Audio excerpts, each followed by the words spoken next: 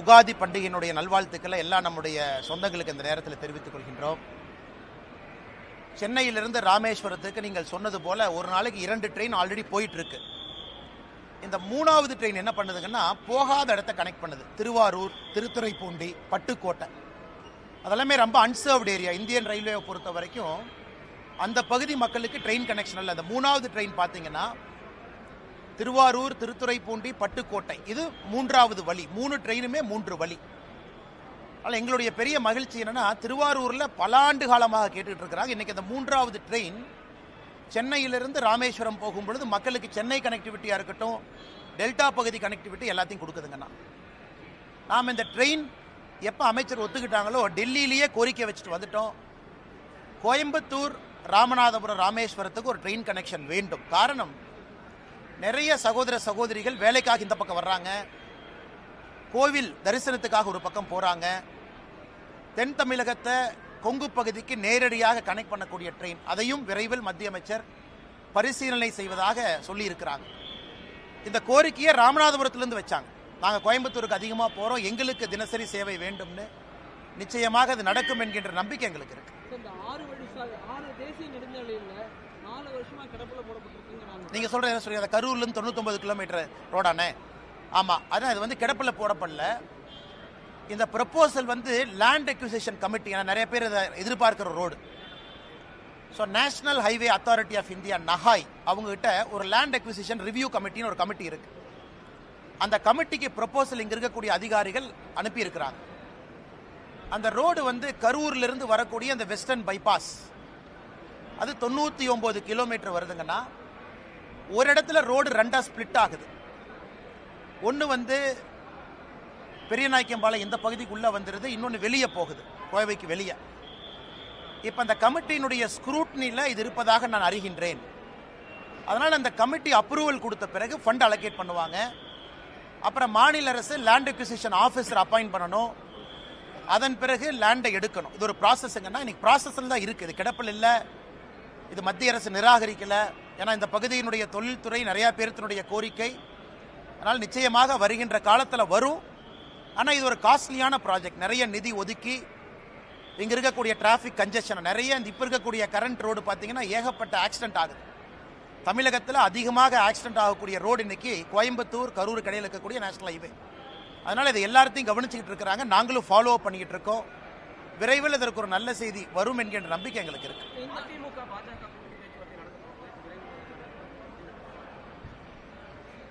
ஆனால் அதை பற்றி நான் எதுவும் பேச விரும்பலைங்கன்னா, காரணம் எங்களுடைய தலைவர்கள், தேசிய தலைவர் நட்டா அவர்களாக இருக்கட்டும், உள்துறை அமைச்சர் அமித்ஷா அவர்களாக இருக்கட்டும், நம்முடைய அமைப்பு பொதுச் செயலர் சந்தோஷ்ஜி அவர்களாக இருக்கட்டும், பாரதிய ஜனதா கட்சி தமிழ்நாடு தொண்டர்களுடைய கருத்தை ஒரு தலைவராக நான் பிரதிபலிச்சிருக்கிறேன். இன்னைக்கு தமிழ்நாடு அரசியல் களம் எப்படி இருக்கு, அரசியல் களம் எப்படி மாறி இருக்கு. ஒரு இந்தியா டுடே அப்ரூவல் ரேட்டிங், அந்த சி ஓட்டர் சர்வே நேற்று ஏதோ ஒன்று போட்டாங்க. அந்த சி ஓட்டரில் ஒரு மாநிலத்தினுடைய முதலமைச்சருடைய அப்ரூவல் ரேட்டிங் வெறும் 27% இருக்கு. வெறும் 27%.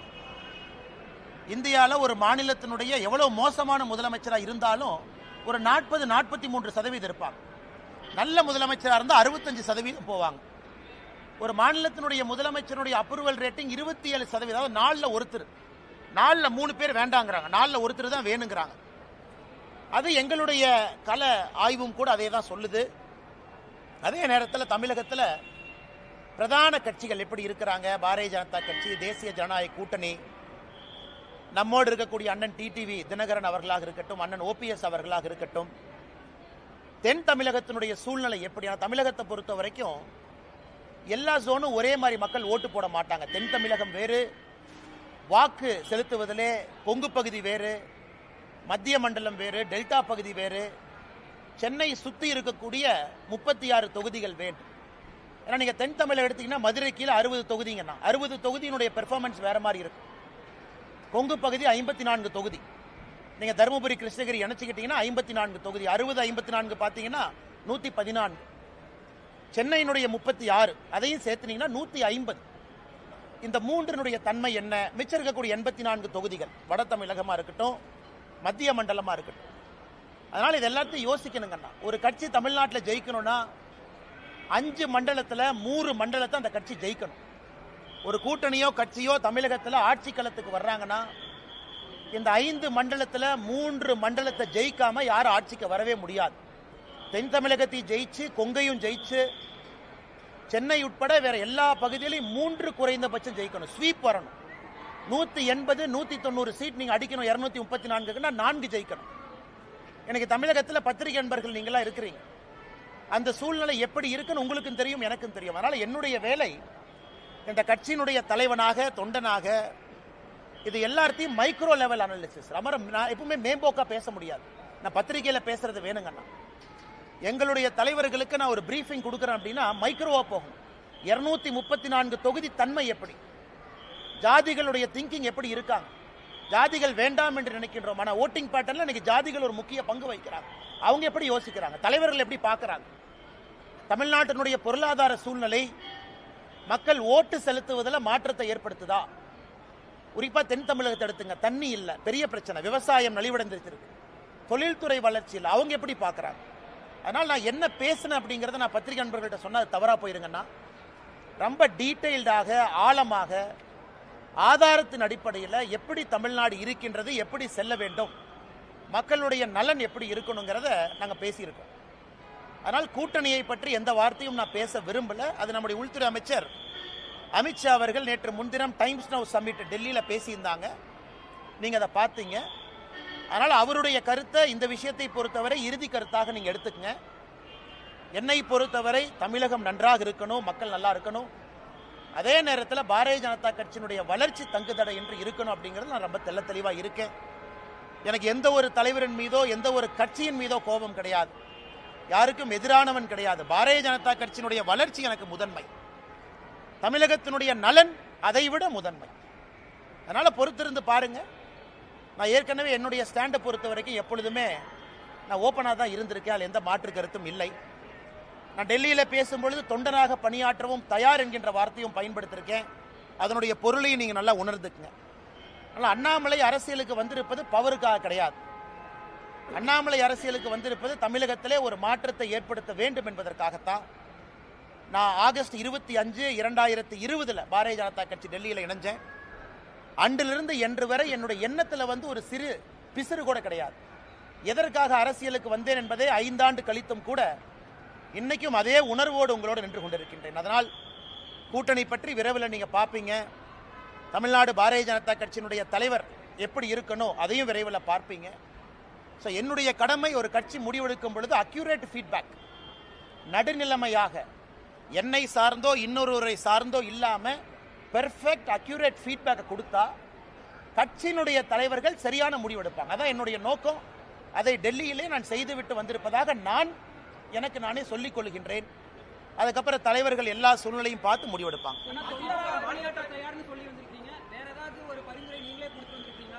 அண்ணே, அதை நான் பேச விரும்பலைங்கண்ணே. அது நான் அதுக்குள்ளே போக விரும்பலை.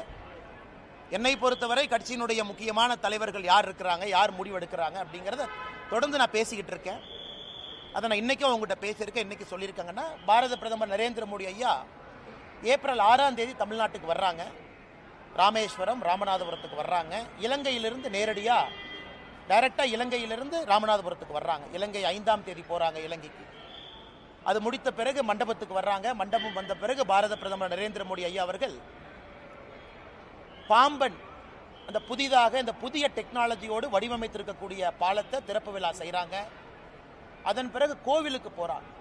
ஒரு முக்கிய ஜோதிர்லிங்க கோயிலாக இருக்கக்கூடிய ராமேஸ்வரம் கோயிலுக்கு போய் ஆண்டவன் தரிசனம் முடிச்சுட்டு government meeting, government public meeting, அதாவது பாரதிய ஜனதா கட்சியினுடைய பொதுக்கூட்டம் இல்லை, அரசு நடத்தக்கூடிய பொதுக்கூட்டத்தில் பிரதமர் பங்கேற்று புதிய திட்டங்களுக்கான அறிவிப்பு எல்லாம் செஞ்சுட்டு பிரதமர் அவர்கள் மதுரை வழியாக டெல்லிக்கு திரும்பி போகிறாங்க.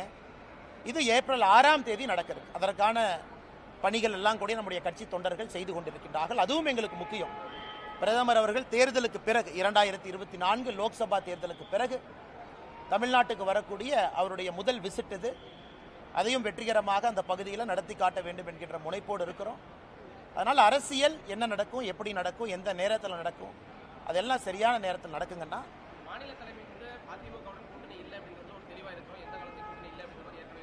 அண்ணா ஒரு நிமிஷங்கண்ணா, ஒரு நிமிஷம். நீங்கள் என்னை பார்ப்பீங்கண்ணா, வருங்காலத்தில் என்னை பார்ப்பீங்க. எதையும் மாற்றி பேசுவோன்னு அந்த அண்ணாமலை அல்ல, நீங்கள் பார்ப்பீங்க. அண்ணாமலையை பொறுத்தவரை ஆகஸ்ட் 25, 2020 எதற்காக அரசியலுக்கு வந்தனோ அந்த வெறியும் அந்த பசியும் அந்த நெருப்பும் உள்ள எரிஞ்சுக்கிட்டு இருக்கு. அதே நேரத்தில் கட்சி முதன்மையானது. இந்த கட்சியில் நான் ஒரு தொண்டன். இந்த கட்சி முதன்மையானது. இந்தியாவுடைய அரசியல் சரித்திரத்தை பார்க்கும் பொழுது பாரதிய ஜனதா கட்சியை பொறுத்தவரை நிறைய இடத்துல நாம் முடிவுகள் எடுத்திருக்கின்றோம். எல்லா முடிவுகளும் ஒரு தொலைநோக்கு பார்வையோடு தான் நம்ம முடிவு எடுத்திருக்கோம். அதனால் என்னை பொறுத்தவரை நான் தெளிவாக இருக்கின்றேன். நான் ஏற்கனவே உங்களுக்கு நிறைய பேசிட்டேன் டெல்லியில். என்னால் யாருக்கும் பிரச்சனை வராது. அதே நேரத்தில் மாற்றி மாற்றி பேசுகிறவன் அண்ணாமலை கிடையாது. அண்ணா போன வருஷம் அப்படி சொன்னீங்க, இந்த வருஷம் இப்படி சொன்னீங்க, 2025 ஜூனில் அப்படி சொல்லுவீங்களா? என்னுடைய ஸ்டாண்ட் எப்பவுமே ஒன்று தாங்கண்ணா. தமிழ்நாடு முதன்மையாக இருக்கணும், பாரதிய ஜனதா கட்சியினுடைய வளர்ச்சி இருக்கணும். அதில் என்னுடைய தனிப்பட்ட வளர்ச்சியோ இன்னொருடைய வளர்ச்சி முக்கியம் கிடையாது. அதனால் வருகின்ற காலத்தில் நீங்கள் பார்ப்பீங்க என்னுடைய ஸ்டாண்ட் எப்பவுமே கன்சிஸ்டன்ட்டுங்கண்ணா. அதிமுக தலைவருக்கு எதிராக நீங்கள் கடுமையாக விமர்சிச்சிருந்தீங்க, எடப்பாடி பழனிசாமி அவர்களே விமர்சிச்சிருந்தீங்க. அந்த ஸ்டாண்ட் உறுதியாக இருக்கீங்களா? அண்ணா ஒரு நிமிஷமே, அதாவது யாரை பற்றியும் நான் கடுமையாக விமர்சிக்கல, கருத்துக்களை கருத்துக்களாக வைத்திருக்கின்றேன். அது சகோதரர் விஜய் அவர்களாக இருக்கட்டும், நம்முடைய மாண்புமிகு முதலமைச்சர் ஐயா ஸ்டாலின் அவர்களாக இருக்கட்டும். நான் இந்தியா ஃபுல்லாக பிரச்சாரத்துக்கு போகிறேன். நவீன் பட்நாயக் அவர்கள் ஒரிசாலிருந்து, கர்நாடகாவிலிருந்து, ஆந்திராவிலிருந்து, டெல்லி அரவிந்த் கெஜ்ரிவால் அவர்லேருந்து எல்லா மாநிலத்திற்கும் கிட்டத்தட்ட 13 மாநிலத்தில் இந்த 3 ஆண்டுகள் நான் பிரச்சாரம் பண்ணியிருக்கேன். 13 மாநிலத்தில் எல்லா இடத்திலும் கூட எனக்கு என்ன தனிப்பட்ட விருப்பு வெறுப்பா? எனக்கும் அரவிந்த் கெஜ்ரிவால் அவர்களுக்கும் பங்காளி சண்டையா? கருத்துக்களை கருத்துக்களாக எதிர்கொண்டிருக்கின்றேன். கருத்துக்களை கதிர்க்களாக எதிர்கொள்ளணும். ஏன்னா ஐடியாலஜிக்கலி நம்ம ஸ்டாண்டு வேற வேற ஸ்டாண்டாக இருக்கு. அது மாற்று வேறு மாநில அரசியலாக இருக்கட்டும், தமிழகத்தினுடைய அரசியலாக இருக்கட்டும், எங்களுடைய கருத்துக்களை சில இடத்துல வலிமையாக சொல்ல வேண்டி இருக்கு. அதுதான் பண்ணியிருக்கேன். அதனால கடுமையாக விமர்சிச்சாங்க அப்படிங்கிற வார்த்தையை வடங்கன்னா கருத்துக்களை கருத்துக்களாக எதிர்கொண்டிருக்கின்றேன். வருகின்ற காலத்தில் நீங்க பார்ப்பீங்க என்னுடைய ஸ்டாண்டில் எந்த மாற்றமும் இல்லைங்க. அண்ணே, நான் யாருடைய தனிப்பட்ட இதை பற்றி நான் கருத்து சொல்ல விரும்பலிங்கன்னா, அந்தந்த தலைவர்களை எப்படி பார்க்குறாங்க அப்படிங்கிறத அவங்க பிரதிபலிக்கிறாங்க. நான் ஏற்கனவே சொல்லியிருந்தேன், ஒரு மாநிலத்தினுடைய எதிர்க்கட்சி தலைவர் ஒரு நாட்டினுடைய உள்துறை அமைச்சரை சந்திப்பது எந்த விதத்திலும் தவறு இல்லை என்று சொன்னவன் நான். இன்னைக்கு தமிழ்நாட்டிலிருந்து ஃப்ளைட்டில் யார் ஏறினாலும் டெல்லிக்கு தான் வர்றாங்க, பாரதிய ஜனதா கட்சி தலைவர்களை தான் பார்க்குறாங்க அப்படின்னு மீடியாவில் நிறைய யூகம் எழுதுறீங்க. அண்ணன் செங்கோட்டையன் அவர்கள், மதிப்புக்குரிய அண்ணன் செங்கோட்டையன் அவர்களுடைய பயணம், அதில் யூகத்தை எழுதுறீங்க. பாரதிய ஜனதா கட்சியை பொறுத்தவரை திரைமறைவில் யாரையும் சந்தித்து பேச வேண்டிய அவசியம் பாரதிய ஜனதா கட்சிக்கு இல்லை. நாங்கள் எப்பொழுதுமே வெளிப்படையாகத்தான் இருக்கிறோம். காங்கிரஸ் போல டெல்லியில் அமர்ந்து தமிழ்நாட்டினுடைய அரசியலை பாரதிய ஜனதா கட்சி எப்பொழுதும் கட்டுப்படுத்தாது. அது பாரதிய ஜனதா கட்சியினுடைய சரித்திரமே சாட்சி. அதனால மீடியாவில் வரக்கூடிய யூகங்களுக்கு நான் பதில் சொன்னால் அது தவறாக போயிருங்கண்ணா.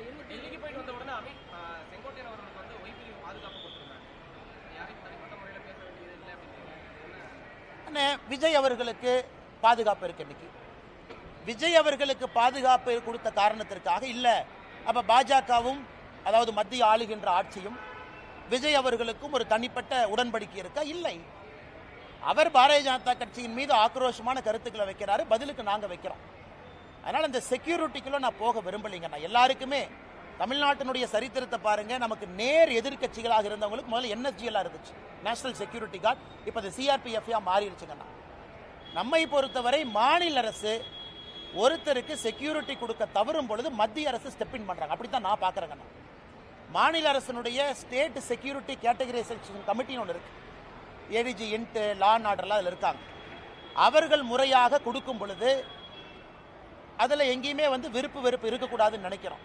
அதனால் மத்திய அரசு யாராச்சும் ஒருத்தர் கொடுக்குறாங்க, அதில் ஒரு அரசியல் காரணம் அப்படின்னு யாராச்சும் கற்பிக்க நினைத்தால் அதை நான் இந்த நேரத்தில் மறுக்கிறேன்.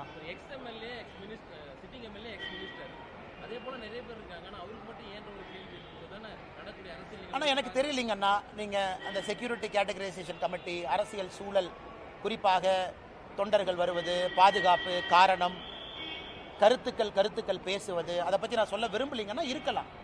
இன்டெலிஜென்ஸ் ஏஜென்சிஸ் என்ன பிக் பண்ணுறாங்க, அந்த செக்யூரிட்டி கேட்டகரைசேஷன் கமிட்டியில் என்ன யோசிக்கிறாங்க, இதெல்லாம் கூட ஒரு காரணமாக இருக்குங்கண்ணா. பட் நான் விஜய் அவர்களுக்கும் இதே தான் சொல்கிறேன், அண்ணன் செங்கோட்டையன் அவர்களுக்கு இதே தான் சொல்கிறேன். மாற்று கருத்து பேசக்கூடிய நண்பர்களுக்கும் நம்ம கொடுத்துருக்கிறோமே, அப்ப நமக்கும் விஜய் அவர்களுக்கும் உறவா? நிச்சயமா கிடையாது. அப்ப நமக்கும் செங்கோட்டையன் அண்ணனுக்கும் உறவா? நிச்சயமா கிடையாது. இது வந்து அந்த ரீதியில தான் நீங்க பார்க்கணுங்க. மேடம் மேடம் கேளுங்க மேடம். மேடம் இல்லை மேடம், இன்னவே எல்லா அரசியல் கட்சிகளும் அவர்களுடைய நிலைப்பாட்டை தெரிவிச்சிட்டாங்கன்னா மக்களுக்கு அது ரொம்ப சௌரியமா போயிடும். சகோதரர் விஜய் அவர்களாக இருந்தாலும் கூட அரசியல் எதுக்கு வந்திருக்காங்க, யாரை எதிர்க்கிறாங்க, என்ன காரணத்திற்கு இங்கே அரசியல் பண்றாங்க, அந்த நிலைப்பாட்டை தெரிவிக்கணும். அதனால் சகோதரர் அவர்கள் நிலைப்பாட்டை, விஜய் அவர்கள் நிலைப்பாட்டை தெரிவிச்சுக்கிறாங்க. நான் வரவேற்கிறேன், நோ ப்ராப்ளம். இதுக்கு தான் அரசியல் வந்திருக்கேன். பட் நாங்க திமுகவையும் எதிர்க்கின்றோம், இப்படித்தான் எதிர்க்கிறோம். அதாவது திமுகவை எதிர்க்கும் பொழுது பாரதிய ஜனதா கட்சியினுடைய கொள்கையும் திமுக கொள்கையும் 1008 வித்தியாசம் இருக்கு. திமுக 2 மொழி, நாங்க 3 மொழி பேசுறோம். திமுக நீட்டு வேண்டாம், நாங்க நீட்டு வேண்டும்னு சொல்றோம். திமுக வக்ஃப் போர்டுக்கு எதிரி, நாங்க வக்ஃப் போர்டு வேணும்னு சொல்றோம். இது எதிர்ப்பு, இது எதிர்ப்பு, அதாவது கொள்கை ரீதியான எதிர்ப்பு. அதனால இன்னைக்கு மக்கள் அரசியல் கட்சிகளை பார்ப்பாங்க. வெறுமனே எதிர்க்கிறீங்களா, பேச்சுக்காக எதிர்க்கிறீங்களா, இல்ல எதிர்க்கிறீங்கன்னா உங்களுடைய கொள்கை அடிப்படையிலே மாறுபட்ட கொள்கையா, இது மக்கள் பார்ப்பாங்க. இன்னைக்கு பாரதிய ஜனதா கட்சியினுடைய எதிர்ப்பு என்பது அடிப்படையிலே மாறுபட்ட கொள்கையோடு திராவிட முன்னேற்ற கழகத்தை நாம் எதிர்த்துக் கொண்டிருக்கின்றோம்.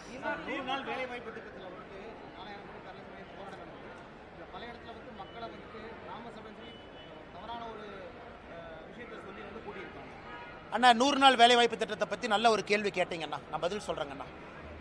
அண்ணா, தமிழ்நாட்டை பொறுத்த வரைக்கும் சில டீட்டெயில்ஸ் நான் கொடுக்குறேங்கண்ணா, நல்லா எழுதி வச்சுக்கங்கண்ணா. எந்த அளவுக்கு ஃப்ராடுத்தனம் இங்கே இருக்கக்கூடிய திராவிட முன்னேற்ற கழகத்தினுடைய ஆட்சியாளர்கள் செய்கிறாங்க அப்படிங்கிறத, எந்த அளவுக்கு ஃப்ராடுத்தனம் பண்ணுறாங்க நீங்கள் பார்க்கணுங்கண்ணா. ஆனால் அதாவது நான் சொல்கிறது நல்லா கேட்டுங்கண்ணா, தமிழ்நாட்டை வர பின்தங்கிய மாநிலங்கள் இந்தியாவில் நிறையா இருக்குங்கண்ணா. தமிழ்நாட்டை விட கிராமப்புற மாநிலங்கள் நிறையா இருக்குங்கண்ணா. தமிழ்நாட்டை விட கிராமப்புற மாநிலங்கள். இன்னைக்கு இந்த 100 நாள் வேலைவாய்ப்பு திட்டம் நாம ஆட்சிக்கு வந்த பிறகு எல்லா மாநிலங்களுக்கும் கொடுத்திருக்கக்கூடிய நிதி நான் படிக்கிறேங்கண்ணா.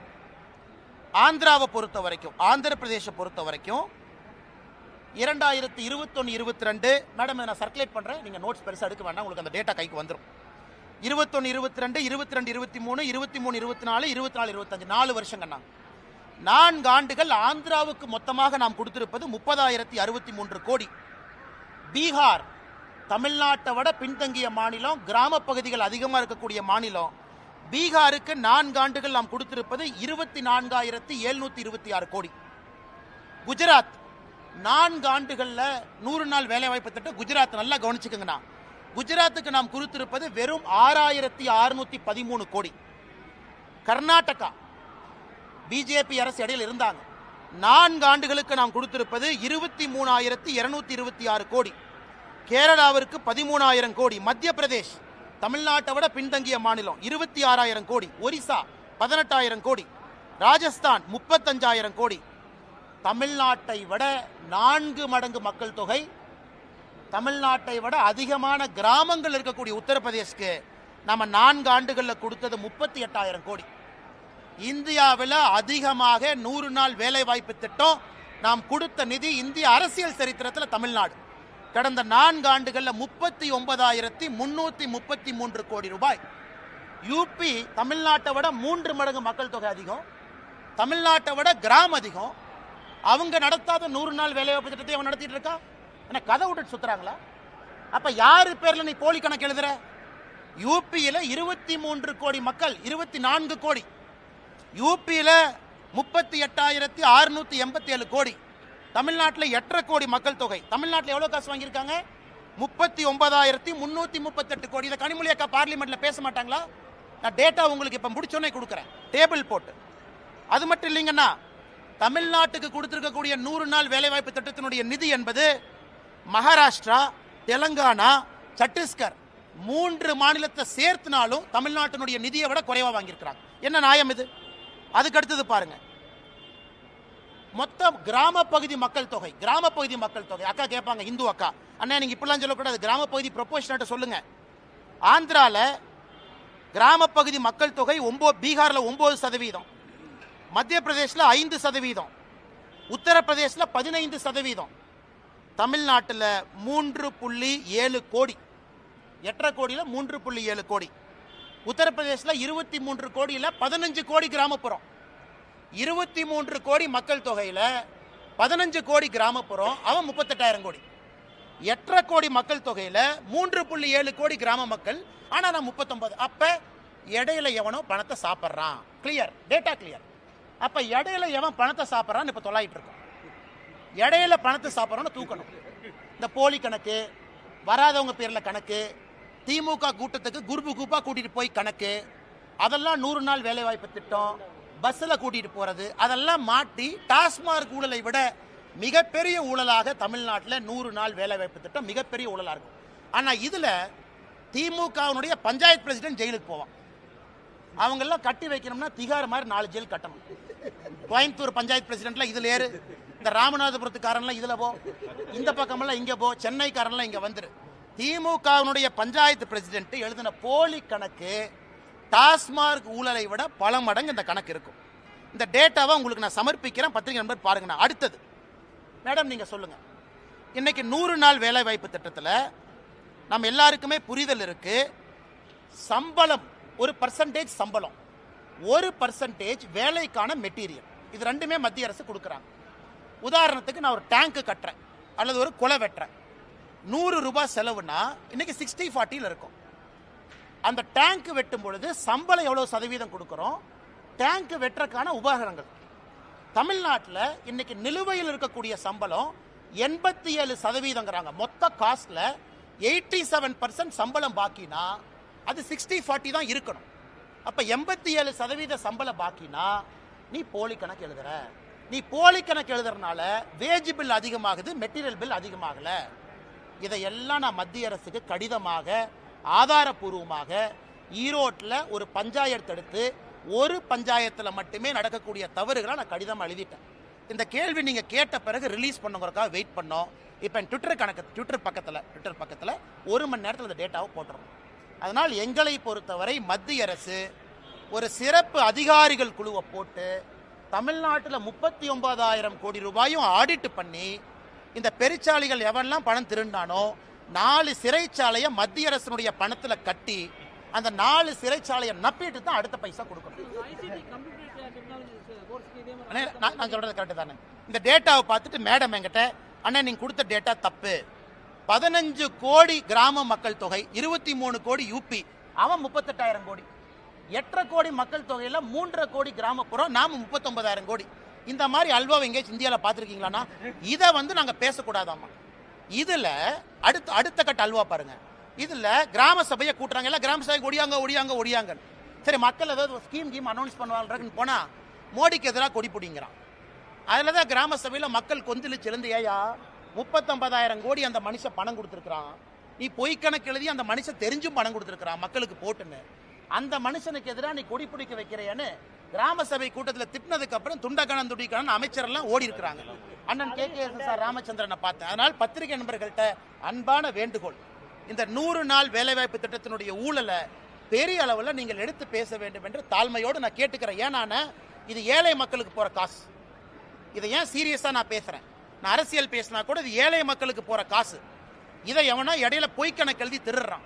அதை விடக்கூடாது. என் ட்விட்டர் பக்கத்தில் 1 மணி நேரத்தில் அந்த கணக்கை நான் போடுறேன், நீங்க பார்த்துட்டு அதன் பிறகு நீங்க சமாதானமாகி டிவியில் நீங்க பேசலாம். தலைவா, ஆமா ICT அது வர்றங்கண்ணே. அதில் கொஞ்சம் அன்பில் மகேஷனுடைய ஒரு பினாமி கம்பெனி அதில் இருக்குங்கண்ணே, ஒரு அண்ணா நகர் கம்பெனி ஒன்று, அதையும் நான் எடுத்திருக்கேங்கண்ணே. இவங்க தான் இந்த CBI ப்ராசிக்யூஷன் சாங்ஷன்லாம் பிடுங்கி வச்சிருக்கிறாங்க. உதாரணத்துக்கு சவுக் சங்கர் மேட்டர், அதெல்லாம் கனெக்டட் தான். சவுக் சங்கர் மேட்டர்ல மத்திய அரசனுடைய பணம், நமஸ்தே அப்படிங்கிற ஒரு திட்டம் நம்மளுது, நமஸ்தே திட்டம். யாரெல்லாம் பணியாளர்கள் இருக்கிறாங்க, தூய்மை பணியாளர், அவங்கள ஓனர் ஆக்கக்கூடிய திட்டம். நல்லா புரிஞ்சுக்கணும், தூய்மை பணியாளர்களை ஓனர். ஐயா நீங்க எதுக்கு வேலை பார்க்குறீங்க, நான் உங்களுக்கு லோன் கொடுக்குறேன், நீங்க வண்டி வாங்குங்க. நீங்க செப்டிக் டேங்க் கிளீன் பண்ணுமா, மிஷின் வாங்குங்க, நீங்க அதை கிளீன் பண்ணுங்க அப்படிங்கிறத நமஸ்தே திட்டம். தமிழ்நாட்டில் அம்பேத்கர் ஐயா பேர்ல அந்த திட்டத்தை பேரை மாற்றி மத்திய அரசுடைய பணம் வருது. 2 cooperative bank, Kanchipuram, Chennai central cooperative bank, 2 பேங்க்ல எப்படி போலித்தனமாக அக்கௌண்ட் ஆரம்பிச்சு எப்படி போலித்தனமா அந்த பணத்தை ஸ்விண்டில் பண்ணிக்கான்னு காட்டுறேன். ஆனா இதுக்கும் என்னால் CBI கிட்ட போக முடியலையே. மத்திய அரசு பணமா இருந்தாலும் காங்கிரசினுடைய தலைவர் செல்வ பெருந்தகை ஊழல் பண்ற ஆதாரம் கையில் அப்படியே இருக்கு, லட்டு மாதிரி இருக்கு. ஆனாலும் CBI உள்ள வர முடியல. காரணம், ப்ராசிக்யூஷன் சாங்ஷன் வித்ட்ரா பண்ணியிருக்கிறாங்க. அதனால் போராட்டம் போகிறோம், எடுக்க போகிறோம், எத்தனை நாள் தப்பிச்சு போயிடுவாங்க பார்க்கலாம். இவ்வளவு ஊழல்கள் நடக்குது. அதனால தான் முதலமைச்சருக்கு 27% அதிகம், 2.7 இருந்திருக்கணும். அது ஏதோ டாட் சென்டரில் மிஸ் ஆகி அது 27 வந்துருச்சு. வேற நான் ஒரு சின்ன மனிதனா, நாங்கெல்லாம் வளர்ந்து அண்ணே. நீங்க என்ன சொன்னீங்க அண்ணே நீ ஒரு நிமிஷம் நல்லா கேட்டுங்க, நல்லா கேட்டுங்க. பாரதிய ஜனதா அண்ணா ஒரு நிமிஷம் அண்ணே, பாரதிய ஜனதா கட்சியில முதலமைச்சர் வேட்பாளர் நாங்க டிக்ளேர் பண்ணல. மற்ற கட்சியில சொல்லிட்டாங்களா? முதலமைச்சர் வேட்பாளர் திமுக யாரு? மு.க. ஸ்டாலின் ஐயா. முதலமைச்சர் வேட்பாளர் அனைத்து இந்திய அண்ணா திராவிட முன்னேற்ற கழகம் யாரு? ஐயா எடப்பாடி பழனிசாமி. அவங்க நேச்சுரலி ஆனா ஐயா முதலமைச்சர் இருந்திருக்கிறாங்க. விஜய் அவங்க கட்சியில முதலமைச்சர் வேட்பாளர் யாரு? அண்ணா விஜய் சொல்லிட்டாங்க. பட் எங்க கட்சியில முதலமைச்சர் வேட்பாளர் சொன்னமா? அப்படி இருந்தும் பாரதிய ஜனதா கட்சி 4வது இடத்துல வந்திருக்குன்னா அதை சரித்திரமாக பார்க்கிறேன். தமிழ்நாட்டில் பாரதிய ஜனதா கட்சியினுடைய தலைவர்கள் கிட்டத்தட்ட 10% அவங்க வர்றாங்க, எதுவுமே சொல்லாமைனா பாரதிய ஜனதா கட்சி எந்த அளவுக்கு கட்சியினுடைய வளர்ச்சி இருக்குன்னு பாருங்க. மேடைக்கு யாராச்சும் மைக் எடுத்து எங்க கட்சியில இவங்க தான் முதலமைச்சர் வேட்பாளர்னு பேரே சொல்லல. இது மக்கள் அவங்களா முடிவு பண்றாங்க. அதனால் பாரதிய ஜனதா கட்சியினுடைய வளர்ச்சி அபிரதமா இருக்குது என்பதை நாம் எல்லாருமே உணர்ந்து பேசும்பொழுது பாலிசி ரீதியாக பேசும்பொழுது திமுகவுக்கு எதிரான நிலைப்பாட்டில் இருக்கிறோம். வக்போர்டு இருக்கட்டும், இருமொழி கொள்கை, வீட்டு அதிமுகவும் அதே போலதான் அந்த விஷயத்துல அண்ணா எப்ப கூட்டணி அனௌன்ஸ் பண்றாங்களோ அன்னைக்கு இந்த கேள்வி எல்லாம் கேளுங்க தலைவா. நான் இன்னைக்கு ஊழலை பத்தி பேசிட்டேன், எங்க நிலைப்பாட்டை பத்தி பேசிட்டேன், தமிழ்நாட்டில் பாரதிய ஜனதா கட்சியினுடைய வளர்ச்சியை பத்தி பேசிட்டேன். என்னைக்கு அனௌன்ஸ்மெண்ட் நடக்கும் பொழுது தலைவர்கள்லாம் இருப்பாங்க, நீங்க கண்டிப்பா கேளுங்க தலைவா. நான் வேண்டாம் நான் சொல்றேன், அண்ணாமலையினுடைய ஸ்டாண்டு நான் பேசினது 3 வருஷமா, கேள்வி கேளுங்க நான் பதில் சொல்றேன். நான் எப்போ கன்சிஸ்டன்டா இருந்திருக்கேன். நீங்க தான் கொஞ்ச நாளைக்கு முன்னாடி சொன்னீங்க அதிமுகவை பத்தியும் கடுமையா விமர்சனம் பண்ணீங்களே. கருத்துக்களால தொடர்ந்து பேசியிருக்கேன் தலைவா.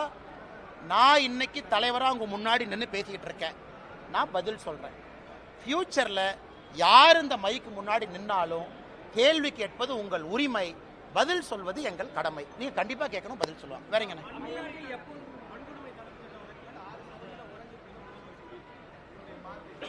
அண்ணே, நம்ம முதலமைச்சரை பொறுத்த வரைக்கும் டேட்டாவை கையில் எடுத்துக்குவாருண்ணே.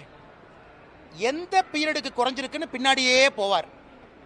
சட்டசபையில் சட்டம் ஒழுங்கு 2011-12 பார்த்தீங்கன்னா சட்டம் ஒழுங்கு குறைஞ்சிருக்குங்கிறார்.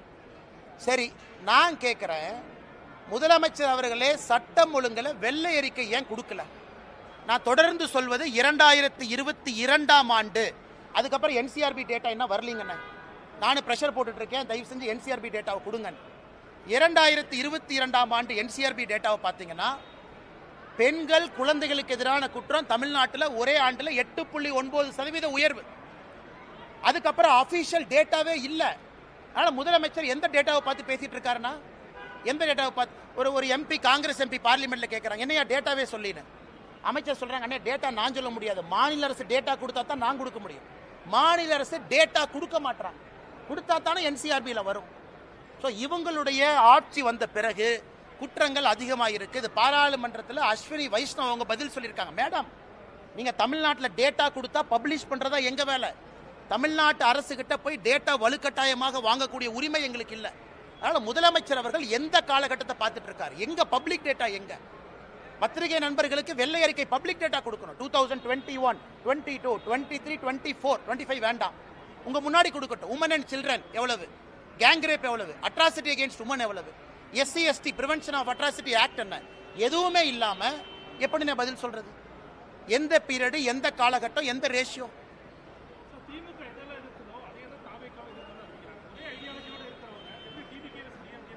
அதான் நான் உங்கள்கிட்ட கேள்வி கேட்டேன். அண்ணன் சீமான் அவர்கள் நான் பாராட்டுறேன். ஏன்னா அவருடைய கொள்கை வேறு, அவர் எதிர்க்கிறாரு. பாரதிய ஜனதா கட்சியை நானே பாராட்டிக்கிறேன், எங்க கட்சியாக இருந்தாலும் நாங்கள்லாம் சேர்ந்து பாராட்டிக்கிறோம். ஏன்னா எங்க கொள்கை வேறு, நாங்கள் எதிர்க்கிறோம். மிச்ச கட்சிகளாக ஒரே கொள்கை தானே. நீங்க கேட்டீங்க அண்ணன் டிவிக்கு, அவங்களாம் ஒரே கொள்கை தானே. அதனால் புதுசா என்ன கொண்டு வர்றாங்கன்னு கேட்குறேன்.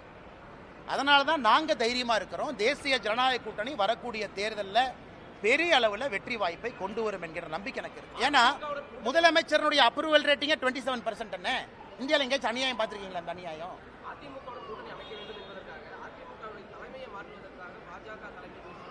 எங்களுக்கு என்ன தலைவா?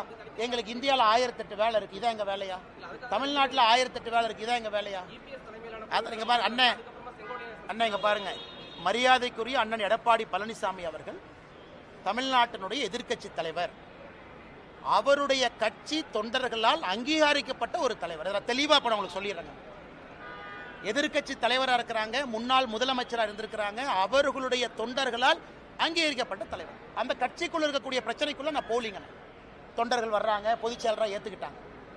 பாரதிய ஜனதா கட்சி எதற்காக இன்னொரு கட்சியில் நாங்கள் தலையொண்ணுங்கன்னா அது எங்க வேலையே கிடையாது. எதுக்கு எங்க வேலை? மரியாதைக்குரிய அண்ணன் எடப்பாடி பழனிசாமி அவர்கள் எதிர்க்கட்சி தலைவராக உள்துறை அமைச்சர் ஐயாவை போய் பார்க்கறாங்க, பேசிட்டு வர்றாங்க. நாங்க எப்ப இன்னொரு கட்சிக்குள்ள நாங்க பூந்து அதே வேலை கிடையாது. அண்ணே 2021 இருந்து இந்த ஸ்டாண்டை நான் சொல்றேன், மேல இருந்து பாரதிய ஜனதா கட்சி இன்னொரு கட்சியை அழித்து வளரும் என்று நினைத்தால் பாரதிய ஜனதா கட்சியும் அழிந்து விடும் என்று தொடர்ந்து சொல்லியிருக்கு. ஆர்கானிக் growth தான் பாலிடிக்ஸ்ல நிற்கும். பாரதிய ஜனதா கட்சி எந்த ஒரு கட்சியும் அழிச்சு வரமாட்டோம், எந்த ஒரு கட்சியும் மேனிப்புலேட் பண்ணி வரமாட்டோம். ஜனநாயகம் என்பது 2000 வருஷமா இருந்துச்சு, இன்னும் 10,000 வருஷம் இருக்கும். ஆனால் நாங்கள் எந்த கட்சி தலைமை கிட்ட எங்கேயும் போக மாட்டோம். யாரோ ஃப்ளைட் ஏறி வர்றாங்க, யாரோ யாரையோ பார்க்குறாங்க. அதனால் உங்களுடைய முடிச்சுக்களுக்கு நான் எப்படி பதில் சொல்ல முடியுங்கன்னா, எடப்பாடி அண்ணனை பற்றி நான் சொல்லிட்டேனே, மரியாதைக்குரிய எதிர்க்கட்சி தலைவர், அந்த கட்சியினுடைய பொதுச் செயலாளர், அவங்க தொண்டர்களோட கட்சி நடத்துறாங்க. அவங்களுக்கு இருக்கக்கூடிய கோர்ட்டு கேஸ் அவங்க பிரச்சனை. இதுல எங்களுடைய பாத்திரம் எங்க வந்துச்சுங்கன்னா, கடைசி கேள்வி எடுத்துக்கலாமானே?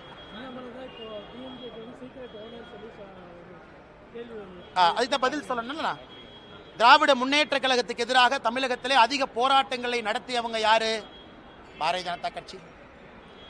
திமுகவுக்கு எதிராக அதிக டிஃபமேஷன் கேஸ் 1440 கோடி ரூபாய் யாரு மேல இருக்கு? என் மேல.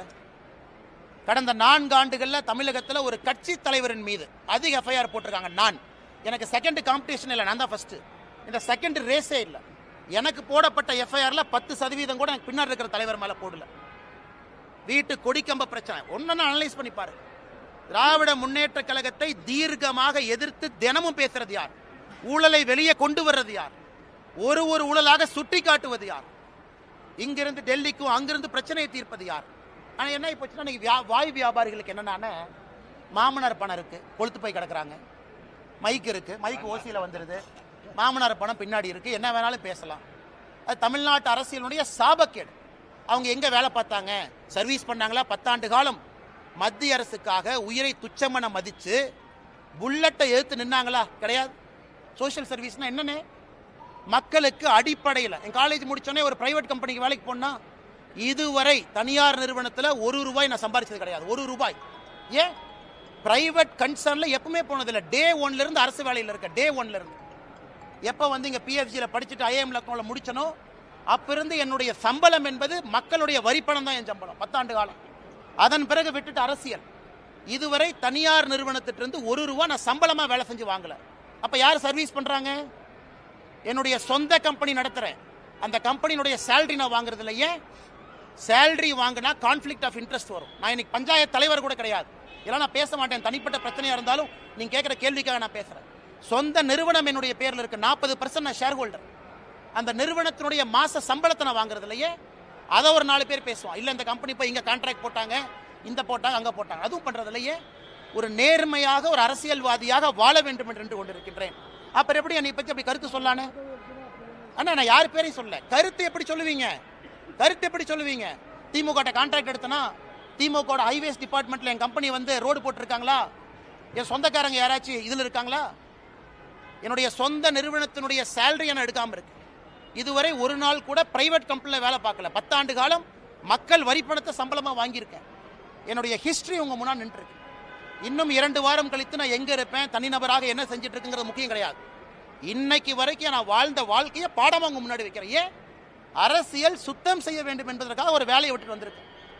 பேட்ச்ல என்னுடைய ரேங்கை பாருங்க. ஐபிஎஸ் பேட்ச்ல நான் கடைசியெல்லாம் வரல, என் ரேங்கை போய் பாருங்க. 2011 ஐபிஎஸ் பாஸ் அவுட்ல ரேங்க் என்ன? Rank number 2.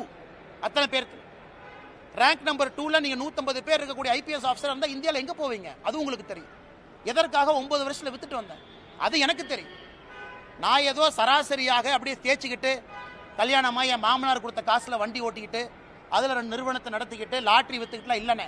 சொந்தமாக உழைச்சு உங்க முன்னாடி நின்று சுயம்பாக பேசிட்டு இருக்கேன். எந்த காட்ஃபாதரும் கிடையாது, ஜீரோ காட்ஃபாதர். அதனால மிக பெருமையா இருப்பேன். கொஞ்சம் வாய்ப்பேச்சு அதிகம், எனக்கு கொஞ்சம் குறும்பு அதிகம், கொஞ்சம் தன்மானமும் வைராகியமும் கொஞ்சம் அதிகம். அப்பப்போ பிரச்சனை மாட்டிக்கிறேன். அதுக்காக பிரச்சனை வந்தாலும் தன்மானத்தையும் வைராகியத்தையும் எப்போ விட மாட்டேன். எந்த பிரச்சனையை வந்து தனி மனிதனாக விவசாயம் செஞ்சாலும் திரும்ப வந்துகிட்டே தான் இருக்கும். அண்ணே, கட்சி முதன்மை தெளிவாக சொல்லிட்டேன். நான் தொண்டனாக இருப்பதற்கும் தயார், தெளிவாக சொல்லிட்டேன். நான் இங்கே பவருக்காக வரல, தெளிவாக சொல்லிட்டேன். அதே நேரத்தில் என் ஸ்டாண்டும் மாறாது, அதையும் தெளிவாக சொல்லிட்டேன். கட்சி முடிவெடுக்கும், பார்த்துட்டு இருக்கேன். தேங்க்யூ.